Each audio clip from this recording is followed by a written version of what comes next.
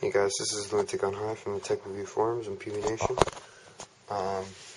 This is a video for Straightshockers4. I think he wanted to see the damage on the gun. Basically, it's right here, right where my thumb is. There's a scratch there and a scratch below it. That is from taking the gauge on and off. The wrench simply scratched there, and there's nothing I could do about it. So, I tried to protect it by putting paper towel on here and doing it this way, but it still managed to scratch it. But it's not noticeable since this is a gloss finish. I'm not going to say it's hard to see, but it's not too noticeable. So you don't have to worry about it. Critical barrel. I'm just going to go over it. This is just the condition of the gun. The gun's in very good condition. It's only been played with like 4 or 5 times. It's been used probably like 10-ish.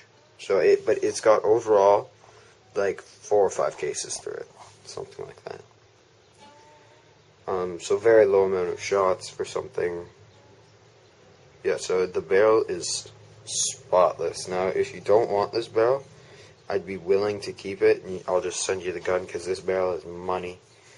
But it's a 680, so I know that bothers some people. They really like to overbore. The paint I have is tiny, and it almost rolls through this, to tell you the truth. Spectrum is very tiny. So from the back, it's just got the 07 milling with the Jacksonville Raiders logo. It's the Ape Rampage board, because you can see I can scroll through modes. The eyes have to be working to scroll through it, which they are, if you didn't notice. Because pull the trigger, it goes to purple.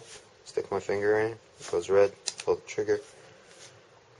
To save on batteries, when the eyes are activated, the eyes shut off, and then when you pull the trigger, they turn back on. I don't have laser eyes because they don't make them for this gun, so I can't really show you that. But yeah, this board is the most advanced board on all of the market, in the whole entire market. Most settings out of anything. Critical trigger, I have it the way I like it, which is kind of stiff, because I mostly play PSP. But you can do whatever you want to this gun. If you don't know, the Quest frame can slide forward and back. Basically, the back leaves this gap right there, puts it to the front. So there's a little more gap. You can kind of wrap your thumb in around, but I like this better. It's just a tighter feel. And you can also move the ASA. There's 4 mounting screws, 1, 2, 3, 4. But there is no rail. So there is no rail on this gun. So you're going to have to go to direct mounts, which is fine. For me anyways. Don't know if I mentioned, I've done this video like 6 or 7 times, because my brothers are being jackasses. This bearing in here that screws the feed neck in, it only threads in one way. So my Pinocchio has a very large feed neck I loosened it up and this fell off, and then the bearing fell out, which it's supposed to do. And I flipped it in backwards, and then it wasn't working. I was like, oh my god, what's wrong with my feed neck? Called up Critical Paintball. They said, dude, just flip it around. Flipped it around, worked fine. They said, do you need a replacement? And I said, no. The bolt tip for the RSF bolt is gone. I ordered one on Monday the 2nd. So it should be here by Monday or Tuesday. Like the 9th or 10th of May. So, yeah.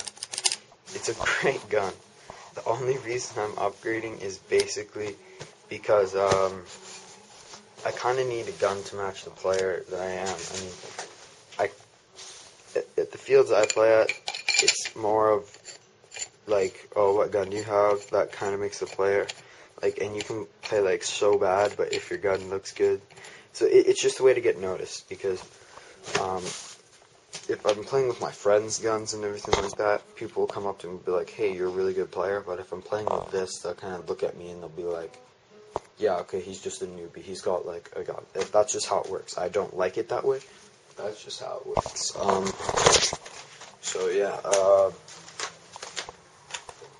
that's about it. The gun shoots great. Actually, for the LPR, the gauge runs the LPR. just in case you didn't. It doesn't run the LPR, it registers the LPR's pressure. I run it at 100 and the dwell at 5. It works great. I get around 3 pods ish per 500 psi, but under 500 psi on the tank, it doesn't work. At that pressure, you won't get 3 pods. So the Quest doesn't really eat into the tank. I know this